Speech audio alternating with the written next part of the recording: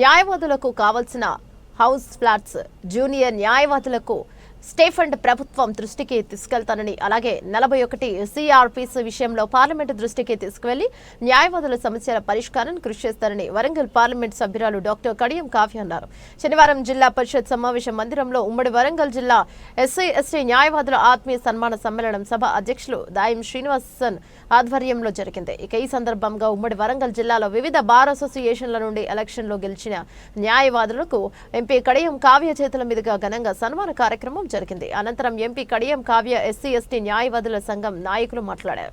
ఈ కార్యక్రమంలో రాష్ట్ర బోర్ కౌన్సిల్ సభ్యులు బైరపాక జయకర్, అలాగే మాదిగ లాయర్స్ ఫెడరేషన్ జాతీయ అధ్యక్షులు వీరదాస్ వెంకటరత్నం, ఎస్సీ ఎస్టీ న్యాయవాదుల సంఘం ప్రధాన కార్యదర్శి లావడే సిద్ధు నాయక్, హనుమకొండ బార్ అసోసియేషన్ మాజీ అధ్యక్షులు మాతంగి రమేష్ బాబు, న్యాయవాదులు కొండపాకల కృష్ణ, నాగభూషణం, బండి మొగిలి, కలకోట్ల నిర్మల, జ్యోతి, భాగ్యమ్మ, ముఖేష్, రమేష్ నాయక్ తదితర న్యాయవాదులు పాల్గొన్నారు.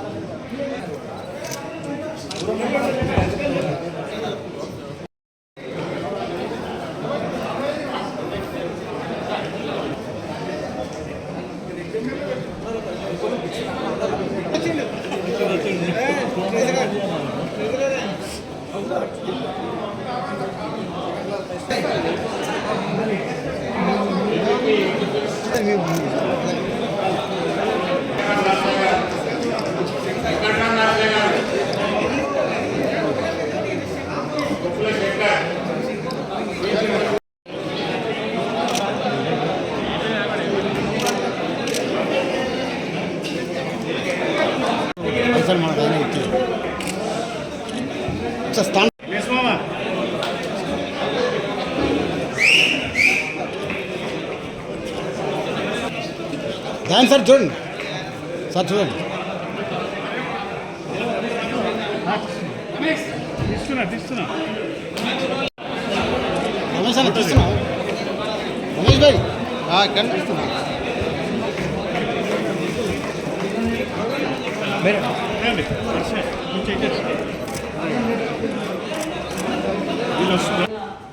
అన్న చెప్పినట్టు 75 years తర్వాత ఒక వ్యక్తికి బార్ కౌన్సిల్ మెంబర్గా తాను ఎలెక్ట్ అయినారు. ఎన్ని సంవత్సరాలు పట్టింది అంటే మీకు నిజంగా కూడా రూల్ ఆఫ్ రిజర్వేషన్ అనేది ఎంత అవసరమో అర్థమవుతుంది. అట్లనే ఇప్పుడు నన్ను ఏదైతే ఒక ఎంపీగా మీరు ఈ విషయం మాట్లాడండి అని చెప్తున్నారో 41 దాని గురించి ఇవన్నీ కూడా ఒకసారి మీరు నా దగ్గరికి మళ్ళీ రండి అని కోరుకుంటున్నాను. ఎందుకంటే సిస్టంలో మనం ఒకరోజు అడిగి ఊరుకుంటే కాదు, అది ఒక నిరంతర శ్రమ, నిరంతర ప్రక్రియ. ప్రతిరోజు దాని గురించి అప్డేట్ చేసుకుంటూ ఉండాలి. ఇప్పుడు నేను కూడా ఒక లెటర్ ఇచ్చి వచ్చిన ఒక మినిస్టర్కి, ఇది చేయండి సార్ అని చెప్పి అక్కడ వదిలేసి వస్తే అవ్వదు పని.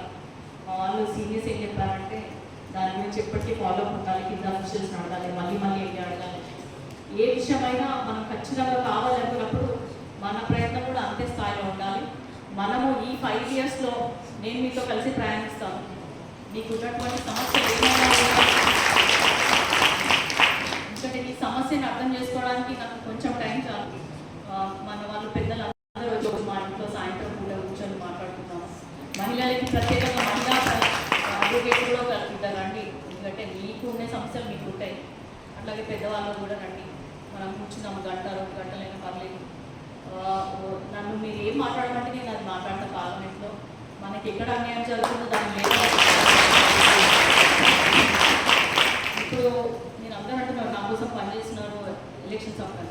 మీరు అప్పుడు నా గురించి మనలో ఒక అమ్మాయి, మన ఎస్సీ అమ్మాయి, మన బలహీన వర్గాలకు చెందిన అమ్మాయి అని చెప్పి నేను నన్ను ఎట్లా అప్రోచ్ చేసుకున్నాను, అట్లనే మీ ఎస్సీ ఎస్టీ అందరూ కూడా నా వాళ్ళని నేను కూడా అదే విధంగా భావిస్తూనే ఒక్క కారణంతో ఇప్పుడు నేను ఈ ప్రోగ్రామ్కి రావడం జరిగింది.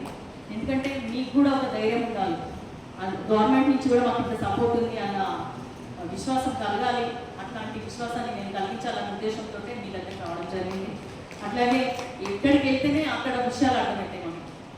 ఊరికేనే బయట నుంచి చూస్తే ఇప్పుడు నేను ఎట్లయితే అనుకున్నానో ఇప్పుడు ఇక్కడ కూర్చున్నందుకు నాకు నిజాలేంటో తెలుస్తున్నాయి, ప్లస్ మీకు కావాల్సిన అవసరాలు కూడా తెలుస్తున్నాయి. అట్లానే మనము ఇక మీదట కూడా రానున్న రోజులలో అడ్వకేట్స్ కోసం ఇప్పుడు ప్లాట్స్ అడిగారు, తర్వాత రేషన్ కార్డు అడిగారు, ఒక సొంత ఇల్లు కోసం ఏమన్నా కావాలని అడిగారు. ఇట్లాంటివన్నీ కూడా మనము ముందు చేసుకున్నాము. ఈ 5 years అయితే ఖచ్చితంగా ఒక్కసారి చేసి నాకు చెప్పి వదిలేయడం కాదు, నన్ను కూడా మీరు పట్టుకొనే ఉండండి. సో దట్ అది రిపీటెడ్గా మనము ఆ కాల్ని అడ్రస్ చేయడానికి వీలవుతుంది. పార్లమెంట్లో అనేక రకాలు ఉంటుంది. మనం ఒకటి క్వశ్చన్ అడగవచ్చు డైరెక్ట్ పార్లమెంట్ హౌస్లో, లేదా ఒక 0 వల్ల క్వశ్చన్ అడగవచ్చు, లేదా కన్సర్న్ మినిస్టర్ని కానీ అఫీషియల్స్ని కానీ వెళ్ళి సాధ్యాసాధ్యాల గురించి మాట్లాడుకోవచ్చు. సో ఇన్ని లేయర్స్లో ఉంది కాబట్టి మీ సమస్యని ఎక్కడైనా ఏదో ఒక పాయింట్లో నేను అడ్రస్ చేస్తాను ఖచ్చితంగా అని మీకు ఈ వేదిక చెప్తున్నాను. నాకు కష్టపడిన ప్రతి ఒక్కరికి కూడా పేద నమస్కారాలు హృదయపూర్వకంగా నేను చెప్తున్నాను. అట్లాగే ఇంకా మీకు సమస్యలు ఉన్నట్టయితే ఇది ఒక్కరోజు క్లాస్ అలాగా కాకుండా ఒక కంటిన్యూస్గా ఉంటే మనము ఇది తెచ్చుకునే విధంగా ఉంటుంది. ఈరోజు ఇక్కడ గెలిచి వచ్చిన ప్రతి ఒక్కరికి కూడా శుభాకాంక్షలు తెలియజేస్తున్నాను. ఒకటి మాత్రం నిజము, ఎస్సీ ఎస్టీలలో ఏది చేసినా కూడా మీరు రిజర్వేషన్ తోటే వచ్చింది కాబట్టి మీకు అంత తెలియలేదు అన్న మాటతోటే ఉంటారు బయట సొసైటీ. కాబట్టి ఎప్పుడైనా వాళ్ళు ఎప్పుడు మనకి అంగి ఉంటారంటే మనం మన తెలివితేటలు చూపించుకున్నప్పుడు, మన టాలెంట్ని చూపించుకున్నప్పుడు మాత్రమే మనల్ని గౌరవిస్తారు. కాబట్టి ఎప్పుడు మీరందరూ కూడా నిత్య విద్యార్థిగానే ఉండాలి. మీరు మిగతా వాళ్ళందరూ కొంటే కూడా బాగా పర్ఫామ్ చేయాలి. దానికోసము ఇప్పుడు కూడా కొంచెం ఎప్పటికప్పుడు ప్రాసెస్ చేసుకుంటూ ఉండాలి, చదువుకుంటూ ఉండాలి.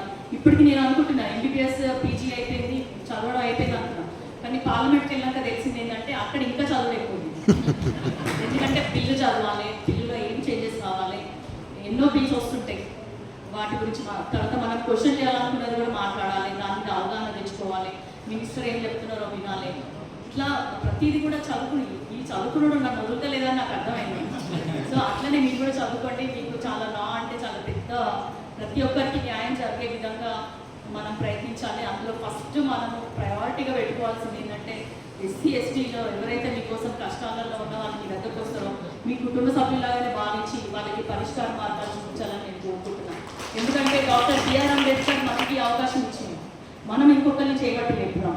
ఎవరికి కష్టాలు ఉన్నా కూడా వాళ్ళని పైకి తేవడానికి ప్రయత్నించాలి. ప్లస్ అట్లాగే ఇప్పుడు మీకు ఏవైతే సమస్యలు ఉన్నాయో వాటికి నేను కూడా ఒక డాక్టర్ బిఆర్ అంబేద్కర్ గారి మాటలు విని ఆయన ఒక ఫాలోవర్గా, ఆయన వారసురాలుగా మీకు మీ ప్రతినిధిగా మీ కష్టాలలో నేను వాటిని ముందుకు తీసుకెళ్ళడానికి, వాటిని సాల్వ్ చేయడానికి తప్పకుండా ప్రయత్నిస్తాను.